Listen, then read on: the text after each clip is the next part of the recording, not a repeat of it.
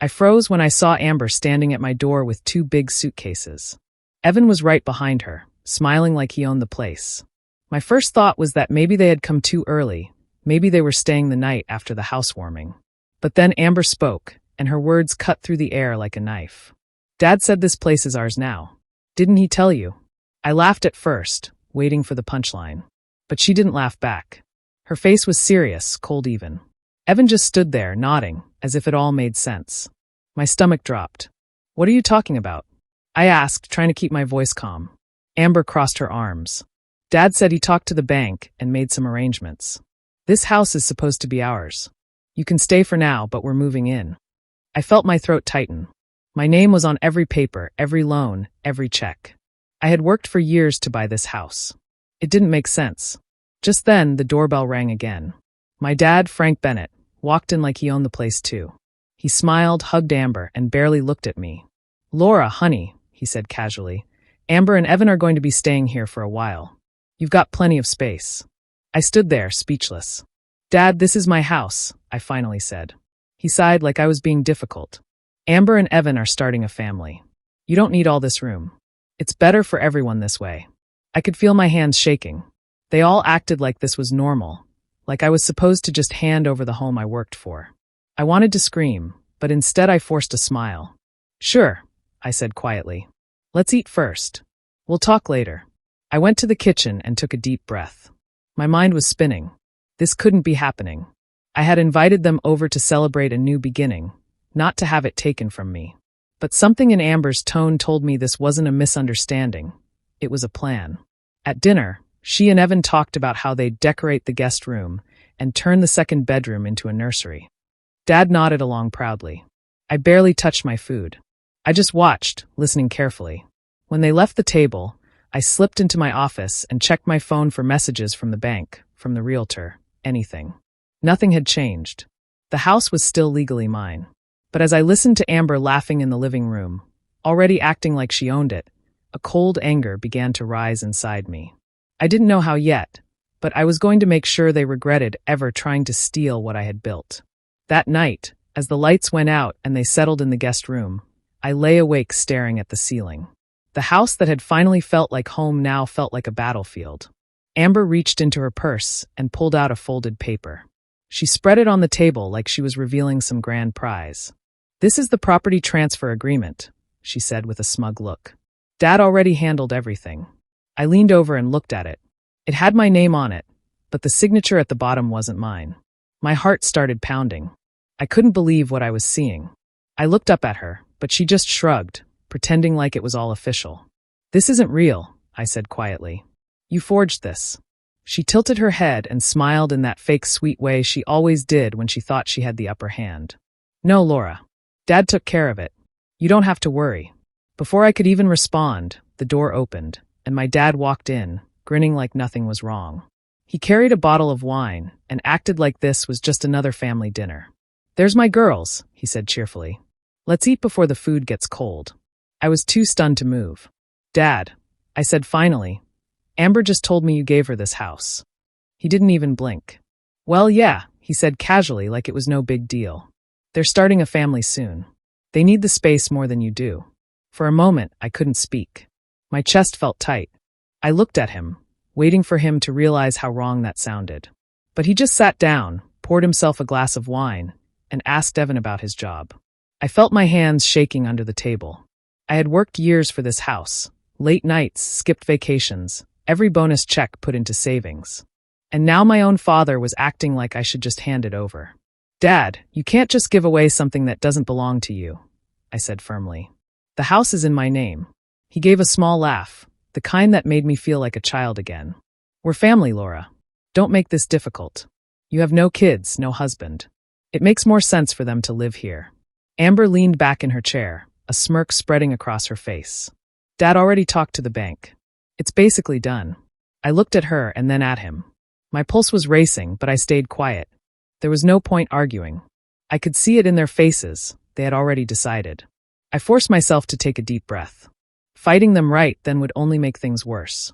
I needed to think, to figure out what they'd done and how far they'd gone. So I smiled faintly, pretending to accept it.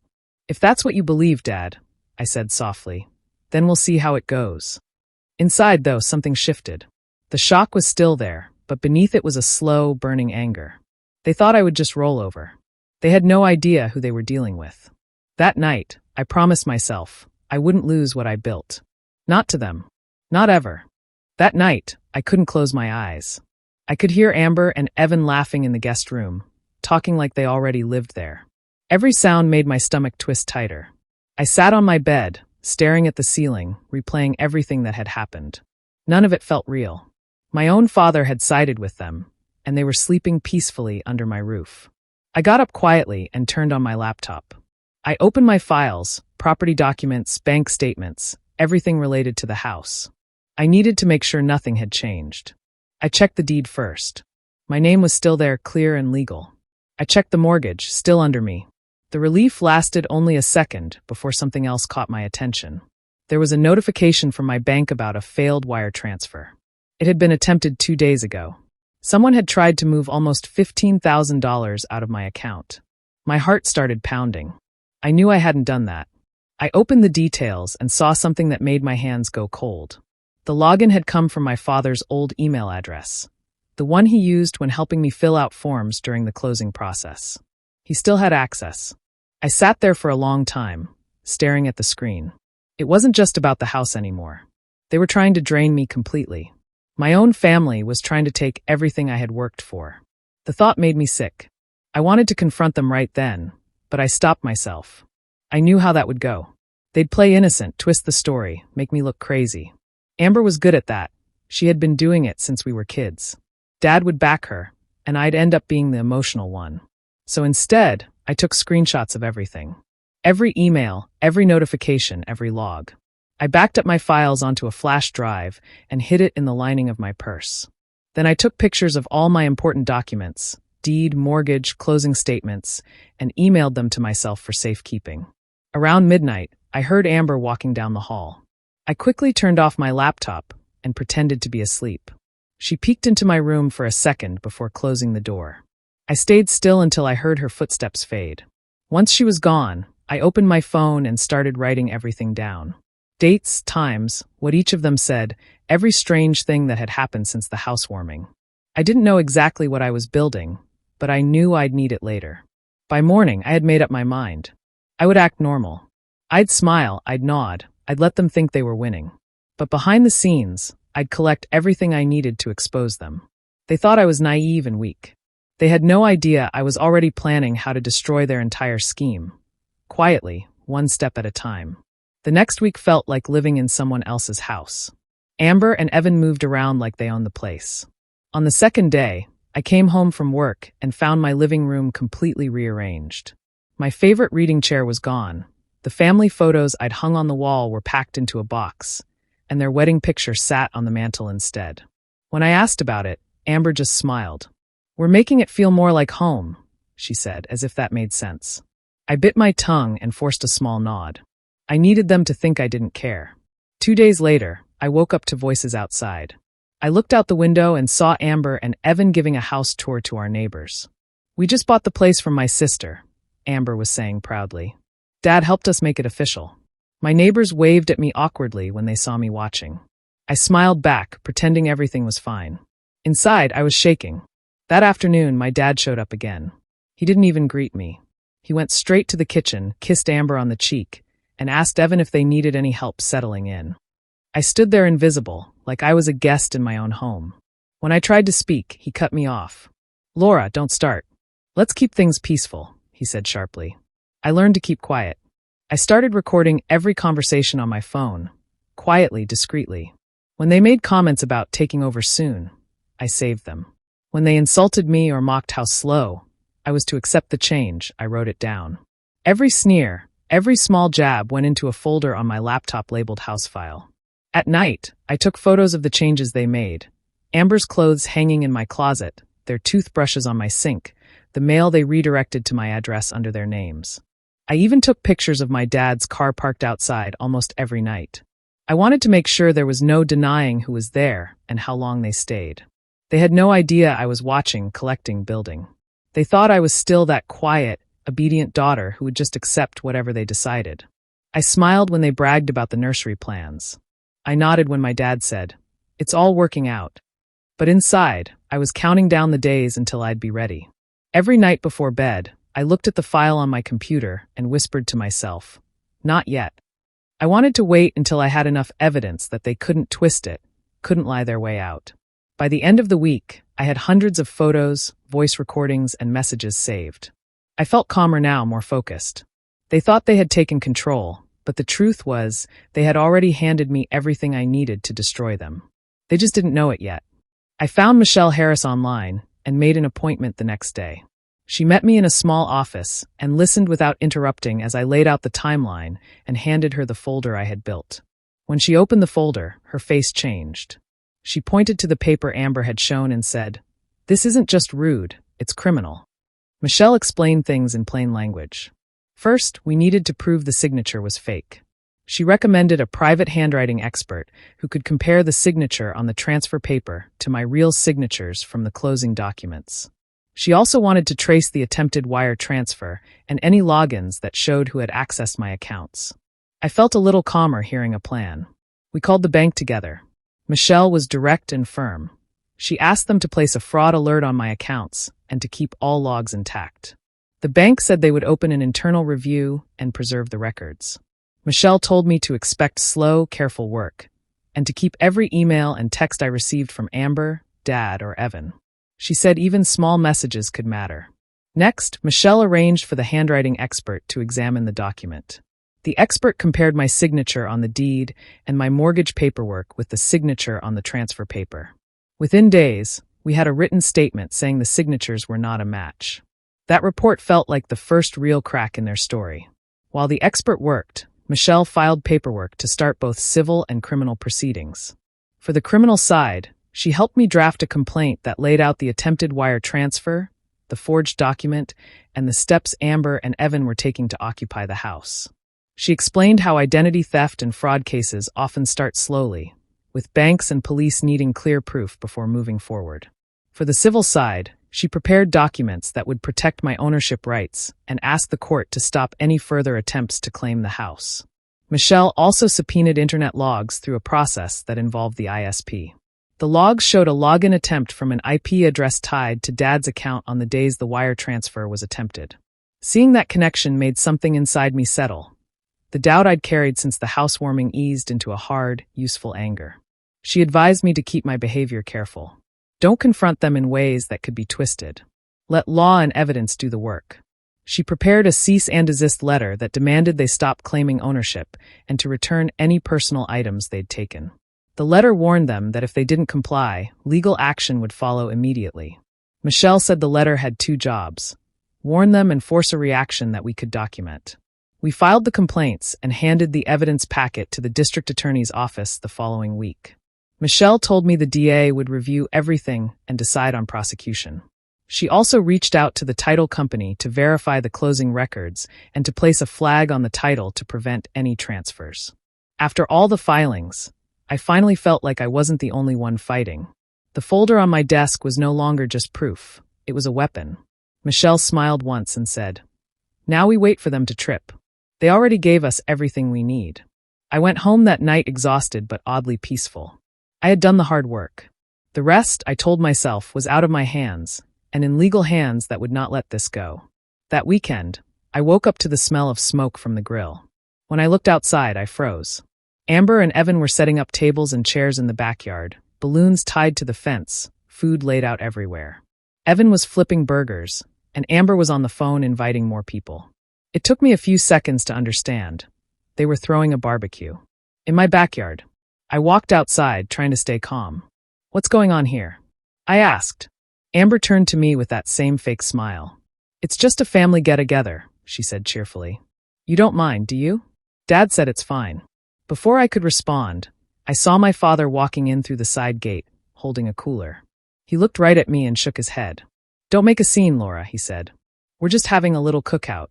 You should be grateful we're keeping the family close." Grateful. The word stung. I took a deep breath and said quietly, "You didn't ask me." Dad's expression hardened. "You're being ungrateful again," he said, his voice sharp. "After everything we've done for you, this is how you act?" They're starting a family. You should be helping, not causing trouble. Evan laughed, taking a sip of beer. If you were smarter, Dad wouldn't have to fix your messes, he said, loud enough for everyone to hear. I felt my face grow hot, but I didn't let it show. I just smiled slightly and nodded. You're right, I said softly. Go ahead, enjoy the day. As I walked back inside, my hand was steady even though my chest felt heavy. I had my phone in my pocket, recording everything they said. Every insult, every comment, they had no idea I was saving it all. From my kitchen window, I watched them laugh and eat as if they hadn't just humiliated me in front of neighbors. My dad clapped Evan on the back, proud and relaxed. Amber looked so pleased with herself. It made me sick to see them using my home like a trophy. Later that evening, I called Michelle. I told her what had happened. She didn't sound surprised. Good, she said. Let them keep going. Every extra day they stay there makes the case stronger. They're showing clear intent. They're not just mistaken, they're taking over. I wanted to believe her, but it didn't make it easier. It hurt watching my family treat me like I didn't matter. I walked through my own house feeling like a guest, my stomach tight every time I saw their things spread around. At night, I sat alone on the edge of my bed. I could still hear their laughter echoing through the walls. It made me realize that whatever love I still had for them was disappearing fast. They had crossed a line, and there was no going back. I promised myself that when it ended, and I knew it wouldn't just be over for them. It would be a lesson they'd never forget. Monday morning came quietly, but I knew it was going to be the day everything changed. Michelle had arranged everything with the sheriff's office. I didn't have to lift a finger. Around 10, 2 patrol cars pulled up outside the house. I stood by the window, my heart racing, as the officers stepped out, holding official envelopes. Amber was in the living room, scrolling on her phone, when they knocked. She opened the door with a smile, probably expecting a delivery. But when she saw the uniforms, her face drained of color. One of the deputies spoke calmly.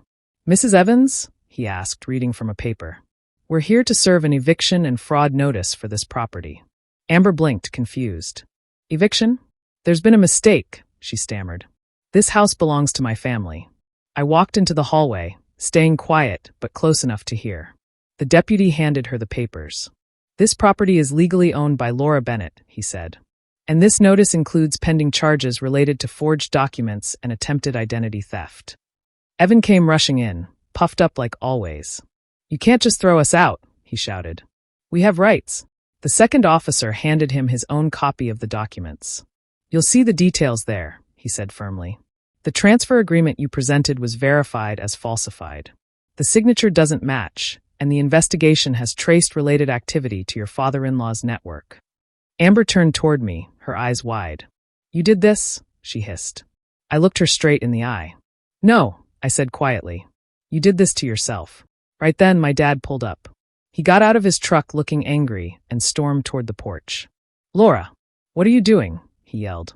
"You're turning family into enemies." The deputy stepped between us and handed him a notice too. "Sir, you've been named in the investigation. Please stand back." He froze as the officer read aloud the list of charges: fraud, forgery, and attempted identity theft. The words hung in the air. Dad's expression went from rage to shock. He didn't say another word.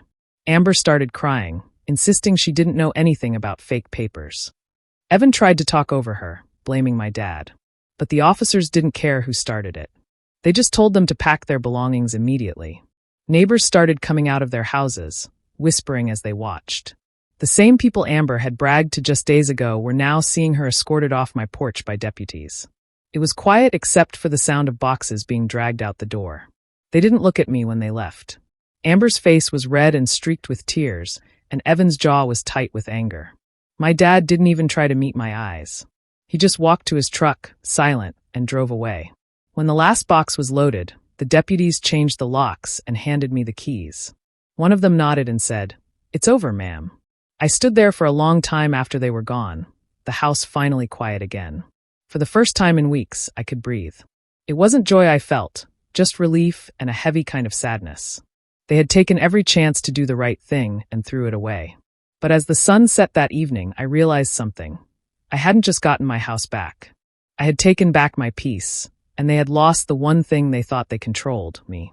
After they were gone, the silence in my house felt strange. For weeks, I had lived on edge, afraid of what they might do next. Now there was only quiet. The first thing I did was change every lock, including the garage and back gate. Then I called my service providers and changed my phone number.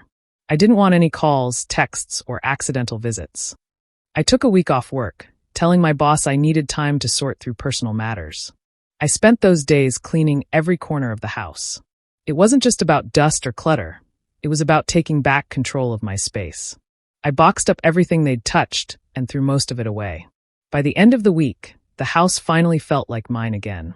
Meanwhile, Michelle had already filed the official charges. She sent me copies of everything: fraud, forgery, and identity theft. The documents looked cold and professional, but to me, they were proof that I hadn't imagined any of it.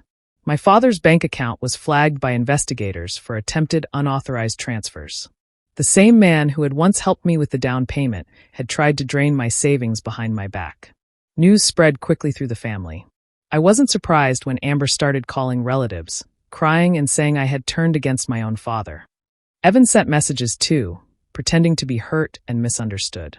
But Michelle had already built a thick folder of proof, emails, IP logs, and signed statements from the bank. The truth didn't need defending. It spoke for itself. Some relatives reached out to me, asking if it was true. I didn't argue or explain much. I just told them to wait for the case records. A few days later, when everything became public, the calls stopped. The story they tried to spin fell apart the moment the evidence came out. Then one evening, my phone rang. It was a new number, but I recognized the voice immediately. My father. His tone was soft, broken. Nothing like the man who used to raise his voice at me. "Laura, please," he said, his words trembling. "I made a mistake. I just wanted to help Amber. Drop the charges. Don't destroy the family." I sat in silence for a moment. I thought about all the nights I had spent crying in my own house while he looked the other way.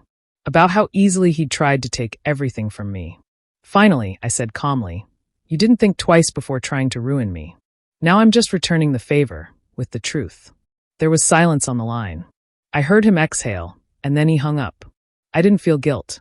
I felt closure. After that, I blocked the number. The case moved forward on its own. I didn't need revenge anymore.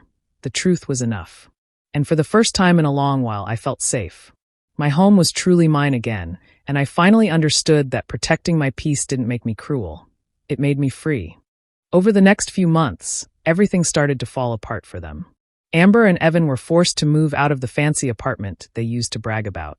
With the fraud investigation hanging over them, no one wanted to be associated with their names. Evan lost his job first. His company didn't want the bad publicity. Then Amber's employer quietly let her go too. They ended up renting a small, rundown place on the edge of town. I didn't gloat or post about it. I didn't need to. Karma was already doing its work. Every choice they made had finally caught up with them. Frank wasn't spared either. His retirement fund, the one he had bragged about since I was a kid, was frozen when investigators found irregular transfers connected to the forged documents. He called a few more times, leaving voicemails asking for forgiveness, but I never replied. For once, he had to live with the consequences of his own actions. Meanwhile, my life slowly returned to normal. I worked with Michelle to finalize the case, and eventually, I won full restitution. The property, the funds, and even legal fees were all secured in my favor. It wasn't about the money anymore. It was about justice. But the house, it no longer felt like home. Every wall had memories of those tense days, their voices, their laughter as they plotted behind my back. No matter how much I cleaned or redecorated, the house still carried the weight of betrayal. One evening, after standing in the living room for a long time, I made my decision. 6 months later, I sold the house.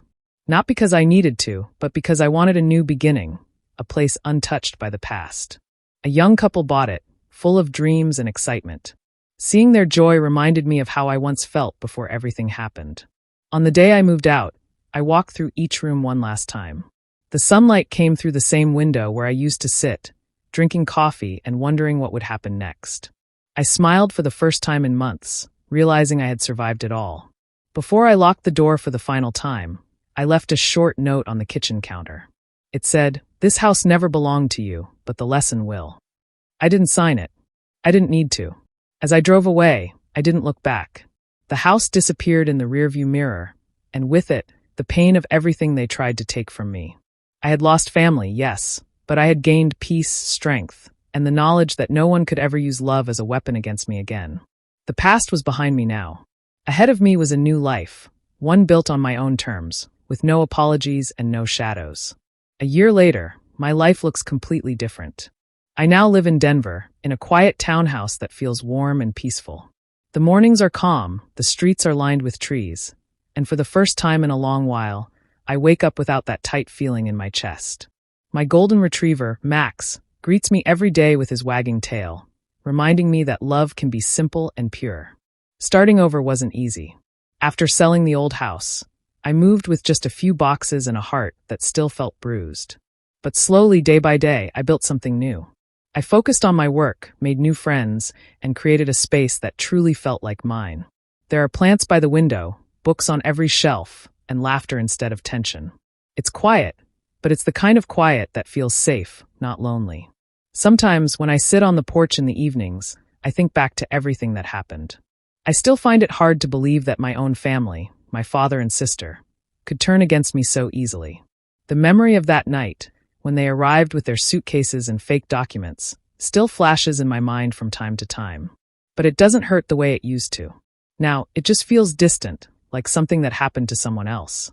People often say time heals everything. I don't think that's completely true. Time doesn't erase betrayal. It just helps you see it more clearly.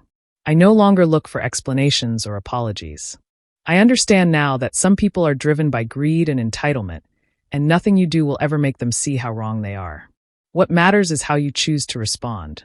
My peace became my revenge. Not through anger or payback, but by living well, by being free from the chaos they tried to drag me into. I used to think revenge meant seeing them suffer. Now I know it simply means refusing to let them control a single piece of your life anymore. I've learned that family isn't just about who shares your DNA. It's about who shows up for you with honesty, kindness, and respect. The people who stand by you when you have nothing, not the ones who try to take everything when you finally succeed. When I look around my home now, I see the life I built on my own. I see strength where pain once lived.